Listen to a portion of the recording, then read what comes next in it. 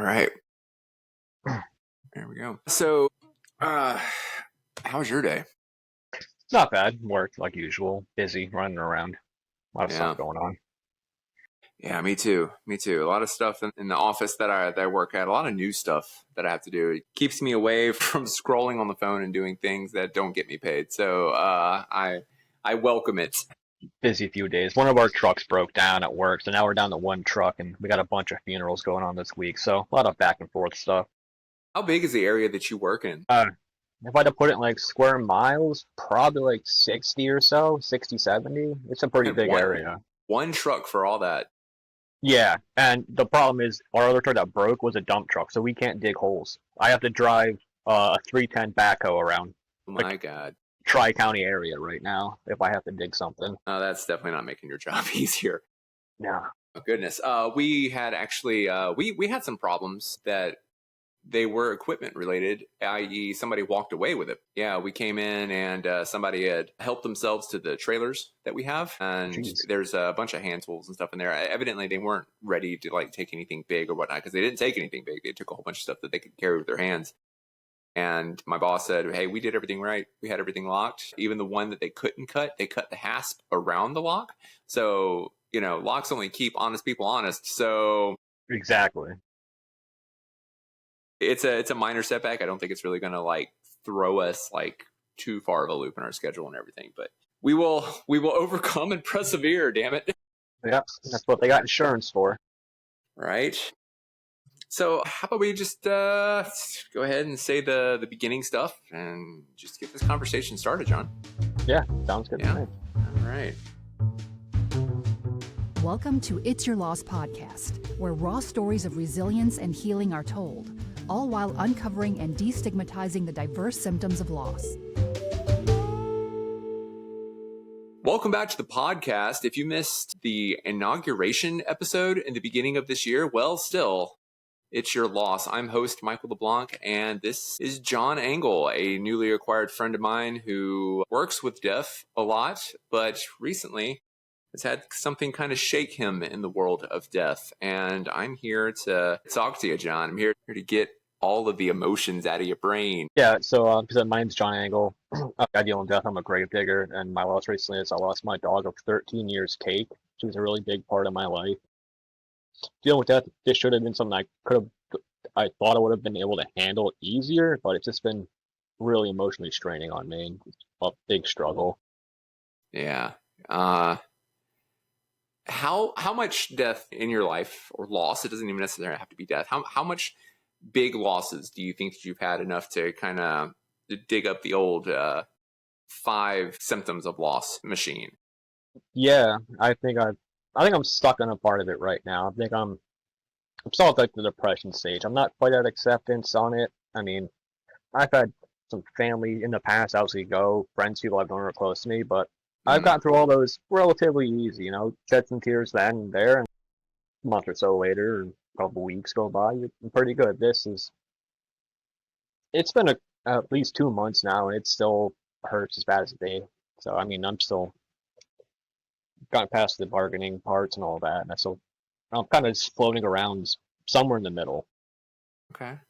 All right. Well, I mean, I will say this, and I, having dealt with, a little bit myself and talking to a whole bunch of other people, as is what I've set myself to do in this podcast. The timetable of grief is not one that's ever etched in stone. It's very fluid. You never really know what's going to hit you harder and whatnot. But I'd love to kind of hopefully help you by just at least like talking about this, starting from the top and just working away to you are now. Like you said, you don't feel like you should reach acceptance yet, but maybe just talking about it with somebody might help. So, I mean, if you're down, we can go ahead and get started to the meat and potatoes of this. And of course, and that's why I originally reached out to you in the first place, because I felt like getting a non-biased party, someone who wasn't tied to it, essentially, and then be able to get my story out in your style of format, I think that would really help me get somewhere, get to I hope closure, so, Yeah, I hope so. Well, please excuse me. It's not very often that I have something in front of me to read, but I feel like I'm trying to add a little bit more structure to all this. But this is more along the lines. There's nothing. There's no like actual like anything steeled and ironed in with girders or anything like that. The first thing I want to make sure that I got the name right. Did you say Cake? C-A-K-E or Cake? Yep. Cake. C-A-K-E? C-A-K-E. Okay. Great name. And I know that from the little bit of conversation that we had, you said that you got her. She was like 6 months. 6 weeks. 6 weeks. 6 weeks. Yeah. So Just started eating solid food. tell me about the name. Why Cake? So growing up, I'm a big fan of a cartoon show, Adventure Time. I don't know if you've probably seen it, heard of it. You Oh, I love it. I love it. I feel like everybody should see it. Exactly. They had the one episode, Fiona and Cake, the gender swap one. Yeah. And when I got her female dog, so I couldn't name her Jake the dog, and I figured, Cake the dog would be good. And nobody can ever be mad at Cake. You can't be mad No. and yell Cake. Yeah, it's like trying to yell the word bubbles. It doesn't come out the mouth the same way. I am a huge fan of Adventure Time, and I don't know if you've seen the episodes that are available on HBO or Max or whatever it is called, but there is a wonderful series about Fiona and Cake and how they wind up like coming out of the mind of Simon and they're like real flesh and blood in the real world. It's great. It's great. Okay, I'll have to check that out. Absolutely. Should. And also the Adventure Time Otherlands or something like it was a short series where they were like 45-minute long episodes. One of them is about the world of the dead. It's great. It's great. Check it out. So Cake at 6 weeks old. I love it. I love that name. Why a dog? I guess really. Are you a dog person? I am a dog person. I've had a couple dogs growing up, and as a kid, not old enough to understand, they sometimes, ran away. So I'd have it for a couple of years as a family dog, me and my brother, and then one day we come up from school, the dog's gone. So, and Gotcha. It's more like a family thing. She was my first, like, my pet. Like, I was responsible for her. I took care of her, type of thing. It was my first, like, adult pet type of thing. And I was in a weird spot in between jobs, and I had nothing to do. And friend of a friend, they had a dog. It had a litter of pit bull terriers. That's what she is, or the American Staffordshire Terrier, if you want to get technical. But this was going to be one of my other questions. What kind of dog? The breed, I don't think they got there. Yeah. But he ended up bringing her up to show me. He was a seller to me. But the moment he gave me her, she just immediately like crawled up me, nuzzled into my neck, and was just so at home and like peaceful. He's like clearly that dog's made for you, and he just gave me the dog for free.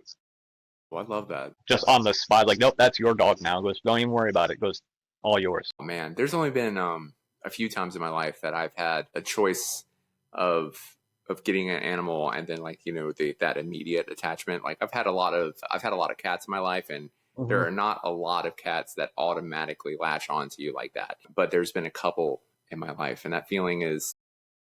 It's a nice feeling. It is. She was only like maybe 4 or 5 pounds, like literally this big. You could put her in like a cargo pocket when I first got her. So I used to carry her around. I'd wear big like BDU jackets and stuff like that. I'd have her in a pocket or something stuffed in my hoodie pocket with her little head poking out. So she was always with me until she was 6, 7 months old, and I started going back to work and like leaving her at home regularly without me.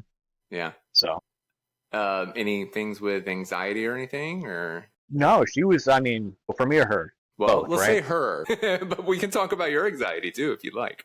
No, luckily I still live with my parents. I help them take care of their house, stuff like that. They're both elderly and not in the great health. So she always had someone to be with at home. She really latched onto my parents too. So that's good. She always had somebody to be with, and one of my favorite things, I miss it every day when I get home from work, a big front bay window with a couch next to it. So every day I'd pull in my car, she'd be standing there waiting for me in the window. I have a cat that does that. Not very often do you have a cat who's like so about you that he shows up at the door like as soon as he hears you. And he's starting to do it with my wife too. It took him a couple of years to get to that point, but I mean that's the great thing about a cat or a pet in general, not just a cat, a pet that is excited to see you and shows you that thing that we all know, that we are their life. Like they are parts of our life because we've got work, we've got taxes, we've got tariffs to worry about. Exactly. Very topical. But, for them, it's just like, hey, you're home. It's time to feed me, pet me, love me, let me be part of your life. Those kind of pets are they're just great. And from what I remember, you had 13 years, right? Yeah. Yep. Same place? Like, Same place. She lived in the same house. I'm still here, but she lived in the same place, ran around the same property community for her whole life. okay. Well, that's the nice, warm, awesome parts of it. But let me ask, what happened? So she ended up picking up. I never had her spayed as at all point in her life. She had puppies when she was 5, but never had a spay. And I guess that can lead to, in an elderly dog, they can get an infection when they're in heat or going through that. And at some point, she picked up an infection, and she hid it pretty well, not by not letting on to any of us that she was feeling ill or anything. And then me and my partner went on vacation, left her home with the parents. She seemed fine, and over the week I was gone, she stopped eating, lost a bunch of weight. I got home, she probably lost 20 pounds, and then a day later, I was rushed her right to the emergency vet, and then very short after we found out what was happening. Wow. Yeah, animals, especially like domesticated mammals, they just live. Like if something goes wrong with them, they're just like, oh, well, this is wrong with me now, but it's okay. My owner is here. I'm still getting food. Everything's fine. This is just something that I have to live with now. I've seen that happen a couple of times, and it always sucks. Denial, right? Yeah. Oh yeah. So tell me about the first few days after everything was said and done. So the hardest was definitely the next day going to work, because again, as a grave digger, we also run a crematorium, and I want to thank my bosses for being the great people they are, because I called them the day before because we knew we had already scheduled her getting put down, and the company who did that too, semi-local, they do house calls. So luckily, we were able to find someone to do a house call, so she got put down in the house she lived in. Instead of that, I thought it was better than that, but the hardest day was the next day. I went to work because they had her ashes. They stayed for me, waited for me to bring her down after it was over to cremate her for me, so I'd have her. The hardest part was getting there in the morning. Sorry. It's okay, man. The hardest part was getting there, and my boss comes and goes, "Hey, we have her. She's ready for you." I'm like, "Okay, I'm not ready." Yeah. I've recently lost a pet. It was to cancer. Yeah. Happened quicker than I thought it was going to. When we caught it, at first I thought it was a hernia. Took him to the vet, and they let me know. It's like, hey, this is a tumor. We can cut it out now. I'm like, cool. Immediately, I'd say within a week, it was twice the size it was when they first cut it out. And the whole time, I was telling myself, it was kind of like a pre-denial type thing. Like, if I say that I'm not ready, if I say that his brother isn't ready, this is somehow going to stay the course, and that I can keep him alive. And in the back of my mind, and I maybe for you too, it's selfish. But it's hard. It's hard. I'm sorry you went through that. When did you? How long did it take you for you to get that breath in and go, okay, I've got to accept the ashes. I've got to move forward at least with that stage. Oh, I waited right till the end of the day. Like until we worked 7 to 3. It was 2:45. We're getting ready to leave the cemetery, and I finally walked back in. I'm like, it's time. And then they just handed me, like, it's a very nice bag and setup they do there, but they handed it to me and they only gave me a hug. That's nice. Do you feel that you working in the environment you did helped any with your thought process during that? Honestly, I want to say yes, but I don't think so. I mean, it should have, but it really should have. Well, should have when it comes to the human psyche is best wishes at best. So, I mean, what about now? Like, 2 months, and you say you've been through a few stages, but I mean, is there still any part of you that wakes up in the morning and is ready to hear like the paw prints on the floorboard? Or no, I've accepted that. I know she's in her box. She's not.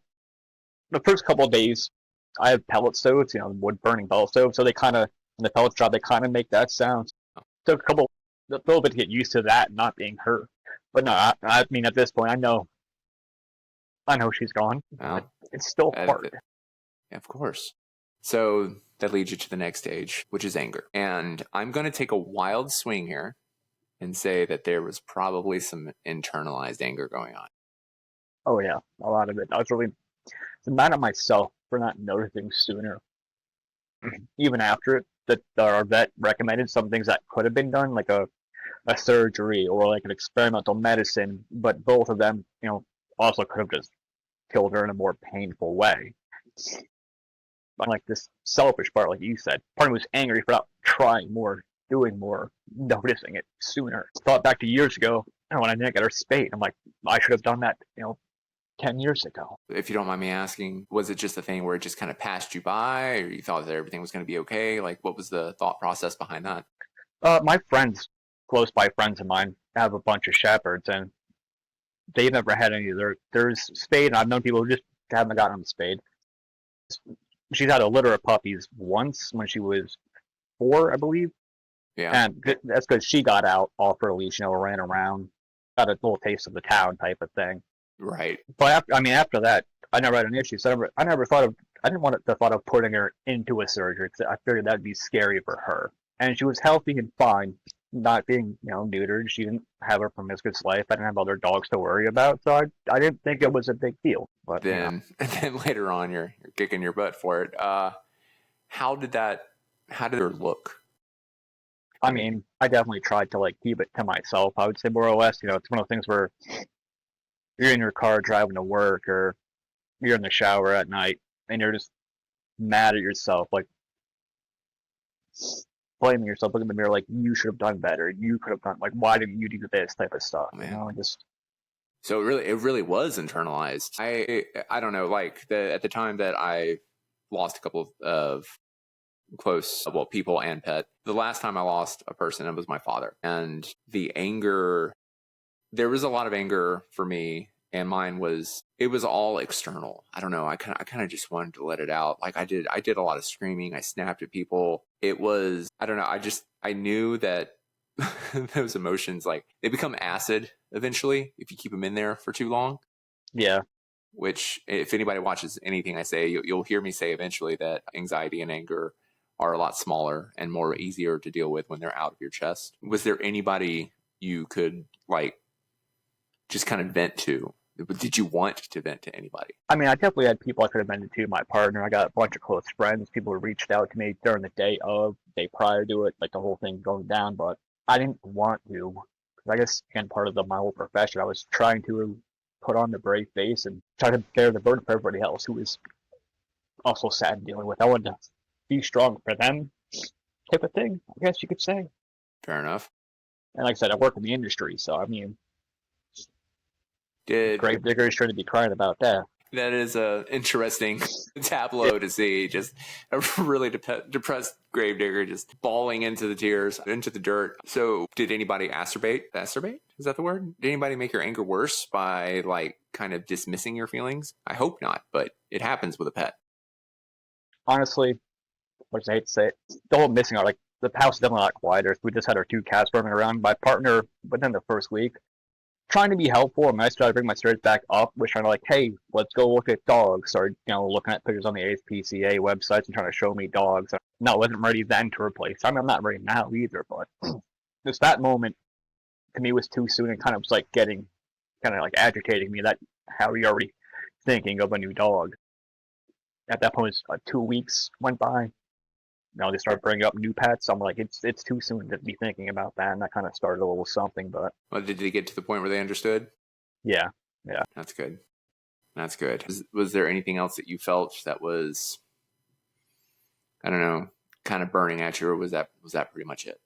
I mean, I said most of it was just things that I retrospectively could have done. The old hindsight type of things was really burning at me. Not so much other people and their reactions. For the most part, nobody really pressed issues about it, or like maybe think like comments that would seem off-putting about losing a pet type of thing. A lot more of it was just about things that I wish I could have done better or would have realized, or everything you wish you could have done that you can't type of thing.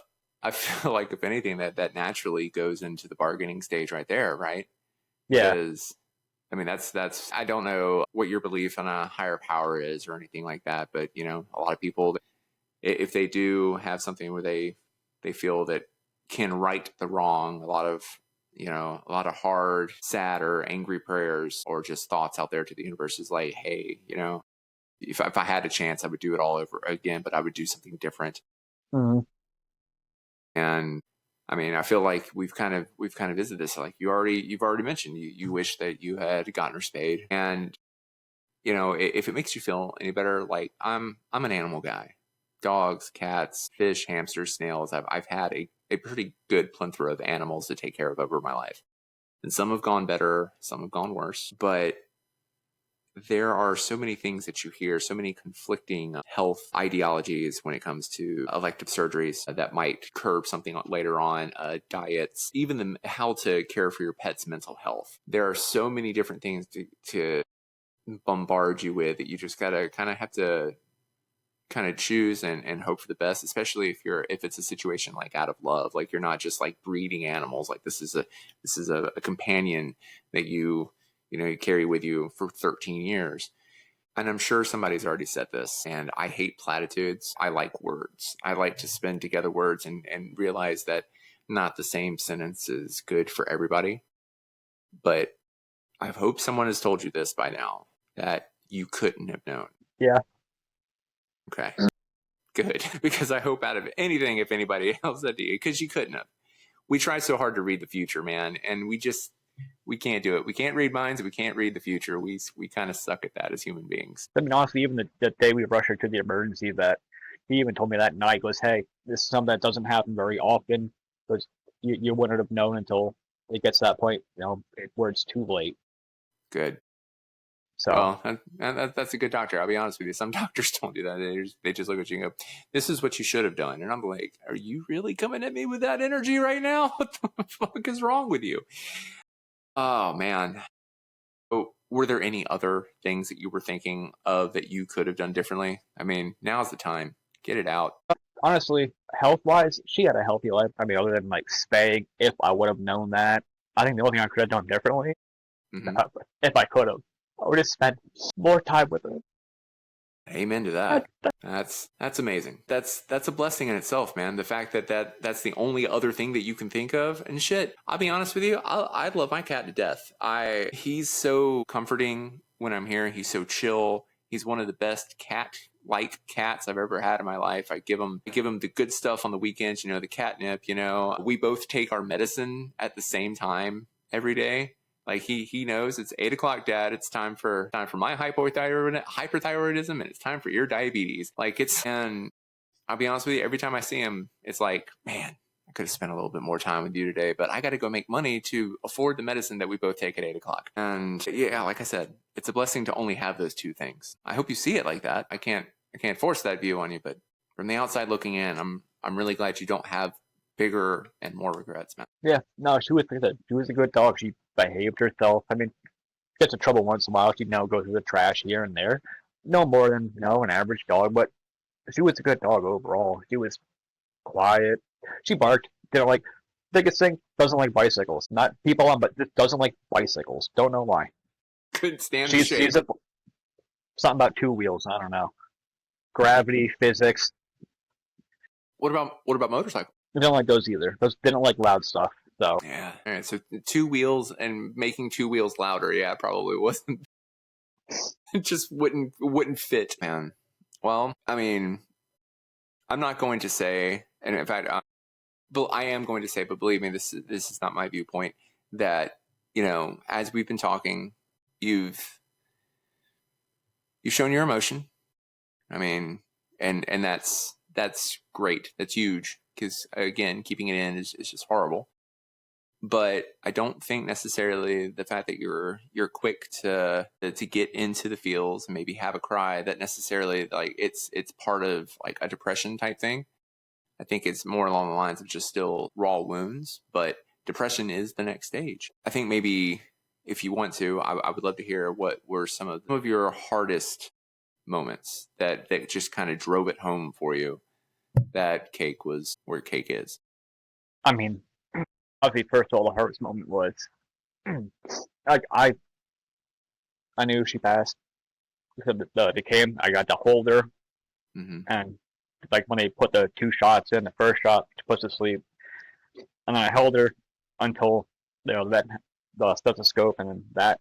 I mean, right. Between that moment and getting her ashes back, like, I was almost unconsoled. I really couldn't be bothered with anything just other than thinking of her. I don't know. It was carrying her to the car and carrying her out of the car to the facility to have her cremated. I mean, I feel like that's probably the saddest.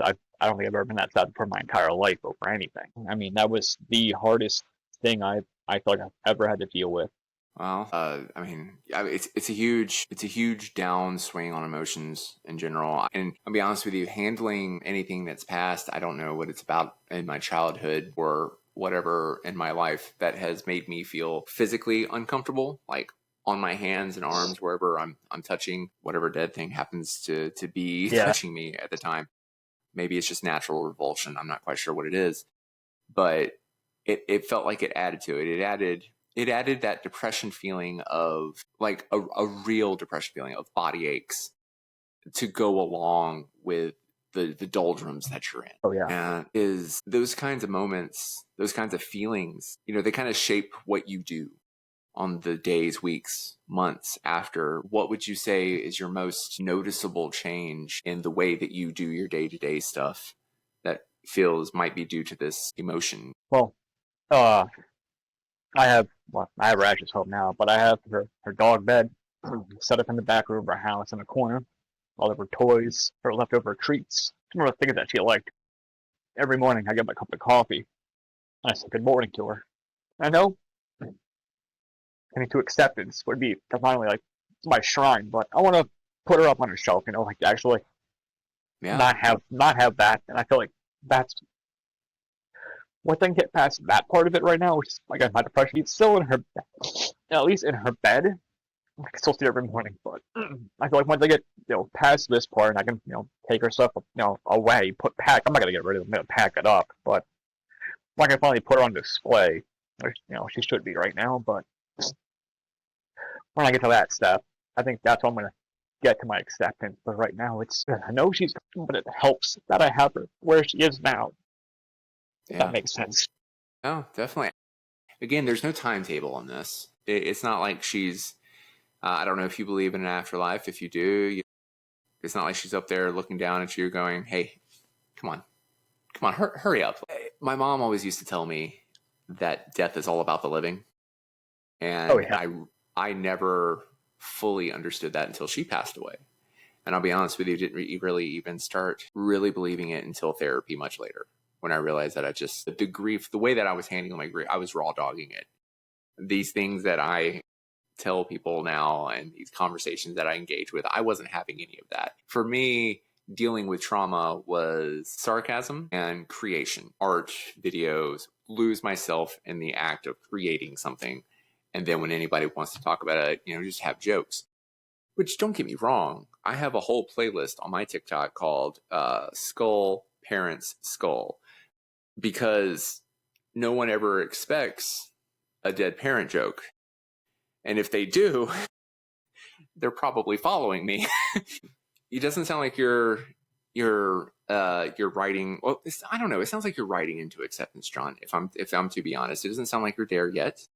It sounds like you're slowly plotting your way into there, and that is fine. And I'll be honest with you, keep having these kinds of conversations with people who are willing to have them with you, because that's going to be invaluable. You're going to look back on that, and in this moment, as fresh as it is, you can't see it now, but you're going to look back, be happy for the moments that you did have where you were able to talk to people who actually cared about your situation, and it's going to bring a smile to your face. Oh yeah. But by all means, don't force that now, because it's disingenuous. So here we are. You feel like you're in depression. What are your coping mechanisms? What does coping look like to you? Honestly, just trying to keep busy with stuff like work or socialing with my friends, or I play a lot of video games in my free time too when I can. Just try to keep myself occupied doing something else. Like, keep going, just moving around, mind occupied, stuff like that. Yeah. Idle hands in that situation does allow the brain to kind of keep going back to those memories, those thoughts. Yeah. What kind of video games are you into right now? I play a lot of first-person shooters most of the time. Playing a lot of Arma Reforger right now. So me and my Right. one buddy started playing some hunting game. It was on Xbox Game Pass, looked pretty hokey. So we thought, hey, it'd be fun to play that, run around, shoot some animals, wildlife type of preserve situation. So we've been doing that past couple of days. It's very hokey type of game, but it's fun to screw around with your friends in. It More of is. us just chit chatting and bullshitting than doing anything really intensive. And I think that's what's helping me a lot, just chatting with my friends on consoles or like on like that. I even do it, just talking to people, not even about the dog or the loss, just like you said, idle minds, idle hand, just trying to keep something going. Yeah. Video games and coping for me, especially in the fresh few months or weeks or months, depending on how hard it hit me. That's always been huge for me. In fact, I can remember the first time that I really got upset. I don't know how I really handled it. I was young, 13, 14, had a dog who, the first real dog that we had, because we had like dogs like right when I was young, and then like a whole slew of cats. But my dad was gifted a dog, and I was like, all right, cool. I didn't understand him. I knew I liked him. I didn't know how to handle dogs because, like I said, I was a cat person up to that point. But my dad comes and visits the place that I'm staying at my friend's, and it was very weird to have my parents come find me there. Normally, they knew if I was over at my friend's house that I was good. They didn't have to worry about me. Him showing up, like I was like, "What's going on?" He's like, "Hey, just want to let you know that somebody found Skylar, the dog, out in the kudzu." Which, if you don't know what kudzu is, it's a very fast growing vine in the south and takes over everything. Very invasive species. But our backyard was just covered with it, and we said we found him back there. He was obviously poisoned. Yeah. And the way he delivered it too, my dad was not a man of tact. He just went, "Someone killed the dog." And I was like, "Oh, damn, that sucks." He's like, "Yeah, I'll see you at home." And so I go back inside, me and my friend, I call him my brother now, because we've just been through so much shit. And we were playing Killer Instinct at the time, and I unpaused it. I just sat down cross-legged in front of there, and I'm just laser focused on the game now. And he's like, "What was that all about?" And I just kind of turned my head. I was like, "Someone killed my damn dog. Can we play?" And between that, Final Fantasy VII, and Parasite Eve, I think those were the things that we were playing at that point. That started me needing that solace in the first couple of weeks or months of playing video games. Baldur's Gate, I got into that after my dad died. Big game to get into. I mean, if you're going to get lost in a game, it might as well be that. That and loud music, man. That was one of my coping mechanisms too. Still is, I guess. Yeah, I mean, I'm a big fan of music, but even at work, I do a lot of audiobooks to help me just, again, focus on something, but to not let my mind wander. Yeah, and I guess that's really what it's all about for a lot of people, is to let your mind wander, let the subconscious, I guess, kind of pick up the pieces for a little bit. And if there's something wrong, maybe it'll start waving and go, "Hey, I need some attention. You're making cereal and you're crying right now. We need to address this." Yeah, Please. yeah. But I can only hope for you that you'll get to that acceptance. Don't try to push it. I don't think you're trying to. It doesn't sound like. But I do want to ask, and it's something that I'm always kind of curious of. Are you holding what you're feeling right now in relation to other losses that you've had? Like, are you trying to compare the two? Honestly, no, because I've lost some close friends like that, and nothing does compare to what I feel for the loss of my dog. I mean, I guess the closeness of her thing I've experienced.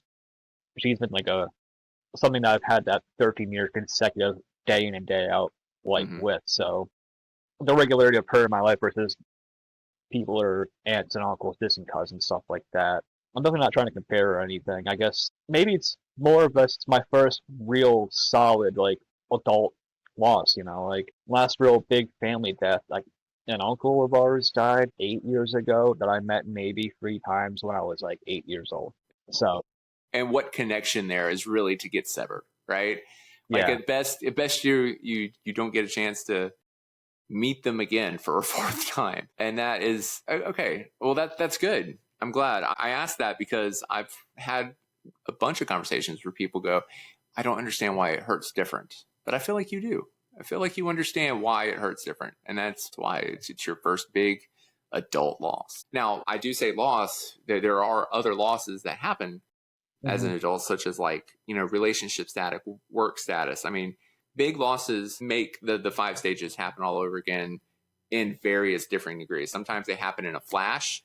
You go from like bargaining to acceptance in like 30 minutes because you realize why you lost what you lost. And I think there's also kind of a blessing that I feel like you know what happened. All of it makes sense biologically, timeline, and everything. Again, it's a little bit of a blessing, man. Yeah, I'd say so too. I mean, in a way, like, you're right. It's a blessing that I'm not having to compare this or deal with, like you said, the judgment of others, huge losses. Like, so theoretically, the next couple should be easier. Go into it with that mentality. One of the things that I was going to ask is, what do you look forward to? Do you look forward to anything now that this vacuum has been created? Is there something that you want to do, something that you think you want to try? Honestly, I've always been, since I've had her, iffy about taking long vacations, long stays away from her type of thing. And then I guess now that I don't have to worry about her being here by herself with the parents or whatever, just me not being around to make sure she's okay, I get a little more freedom to go travel a little bit more now, not to worry so much. And, don't feel guilty thinking about that. It's really easy to do that. But there are 2 things kind of helping you along with that. If I were you, if this is that I would be thinking about. One, she wasn't sentient enough to know that when it's all said and done, you're going to go on a vacation without her. And 2, doing positive things in the memory of something or someone that you've lost. I think that kind of helps along maybe getting you towards acceptance. I know I tell a lot of stories about myself in this too, but it's one of the ways that I relate with the person that I'm talking to. And after one of my biggest non-death losses in my life, and that was the separation leading into the divorce of my first marriage, my brother went, pack your shit. You're coming to the West Coast for a vacation. You've never seen the West Coast. You're going to go see it. And it's like, oh.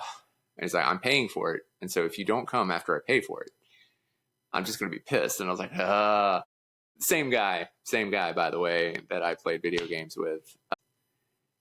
While I was there, I don't know if it was because he gave me something to worry about, because the way he drives sometimes scares the shit out of me, or it was just something new. My brain was embracing something new in the midst of all that. Do it, man. Go on a vacation. And in fact, go on a vacation. And if you want to, I would love to do a follow-up episode with you. Well, actually, I have a trip planned next month. I'm going to out to Cleveland, Ohio. My best friend, my essential brother, for another mother, he's getting married. Nice. So I'm going to be one of the groomsmen at his wedding, and I'm excited for that. Dude, do it. Get lost out there for a couple of days. Your journey's not done, and I hope nothing but the best for you in this journey. And seriously, if you want to do like a follow-up episode like towards the end of the year, by all means, man, reach back out. Oh, absolutely, yeah. Is there anything that you want to plug, like a channel or anything, or are you just out there to exist? Just out here to exist most of all, but 2 things on the show real quick. Yeah, please. I did bring Cake out here with me, so she was also part of the podcast. I love that. Hello, Cake. And I know I sent you a bunch of photos of her from her life, growing up, all that. And I'm gonna have some of those on the screen. I'm just gonna let you know that. Oh yeah, but my partner surprised me yesterday with a printout of me and her on her last. Well, it's a pretty good glare. John, that's lovely, man. That's great. I love the people in our life who care enough about that, about us and the way that we feel to kind of help immortalize the way that we felt about our loved ones. That's great. Well, John, thank you so much for sharing, man. I really hope this gets you like on even further into the acceptance area. Let's keep in touch. I want to make sure that, honestly, I feel like our talk right now, I feel a lot better overall that her story's out there now. Thanks, man. I'm glad. I'm already starting to feel a little bit better. But I'll definitely keep in touch and let you know when I finally get to that stage of acceptance. Right. Well, don't rush it, and can't wait to hear what your journey is going to be. John Engel, thank you so much for showing up, showing in, and showing out your emotions, man. I really appreciate that. And as always, I'm your host, Michael LeBlanc, and if you happen to miss next month's episode, still, it's your loss. Thanks so much, John. Of course. Thank you for having me. No problem. Bye-bye.